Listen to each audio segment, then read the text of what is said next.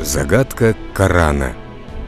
Востоковед доктор Гарри Миллер, профессор математики и логики в Университете Торонто, был очень активным миссионером в христианстве, а также библейским ученым.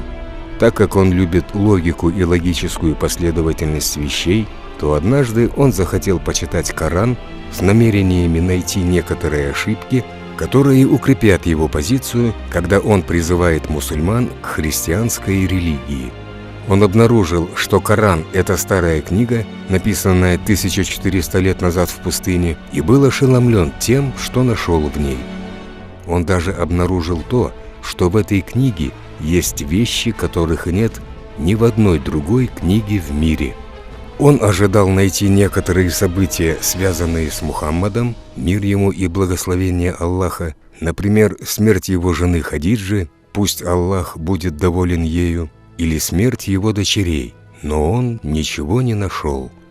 Но что смутило его больше всего, так это то, что он обнаружил, что в Коране есть полная сура под названием «Сурат Марьям» в честь Марии, мир ей. Нет равных этому в книгах христиан или в их Библии. Он не нашел суры во имя Айши или Фатимы, да будет доволен ими Аллах. Также было установлено, что Иисус, мир ему, упоминается в Коране по имени 25 раз, в то время как пророк Мухаммад, да благословит его Аллах и да приветствует, упоминается только 4 раза. Это усилило смятение ученого. Он начал читать Коран более внимательно и нашел то, что ему было нужно. Но он был шокирован великим и прекрасным стихом, которым является 82-й аят в суре Ан-Ниса. Если бы Коран был не от Бога, можно было бы найти много несоответствий. Доктор Мюллер говорит об этом стихе. Одним из научных принципов, известных в настоящее время, является принцип поиска ошибок или расследования ошибок в теориях до тех пор, пока они не окажутся подтверждением на фальсификацию. Странно, что Коран призывает мусульман найти в нем ошибки, но вы их не найдете. Он также говорит об этом стихе. Ни один автор в мире не имеет смелости написать книгу, а затем говорить, что эта книга свободна от ошибок, и вам предлагают найти ошибки, но вы их не найдете. Также из стихов, над которыми доктор Мюллер долго размышлял, стих 30 из суры Аль-Анбия.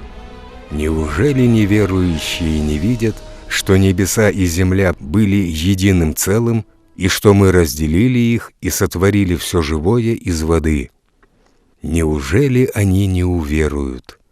Этот стих как раз и является предметом научных исследований, за которые в 1973 году была вручена Нобелевская премия. И они были посвящены теории Большого взрыва, в которой говорится, что существующая Вселенная является результатом огромного взрыва, вследствие чего и образовалась Вселенная, включая небеса и планеты. Теперь мы переходим к другой части стиха, где говорится о воде как источнике жизни. Удивительно, что современная наука недавно узнала, что живая клетка состоит из цитоплазмы, 80% которой состоит из воды. Как мог неграмотный человек, живший 1400 лет назад, знать все это, если бы он не был связан с откровением небес? Доктор Мюллер обратился в ислам, а затем начал читать лекции по всему миру. Не забудьте подписаться на канал. А также, чтобы быть в курсе новых публикаций, нажмите на колокольчик. Мир, милость и благословение Аллаха всем нам.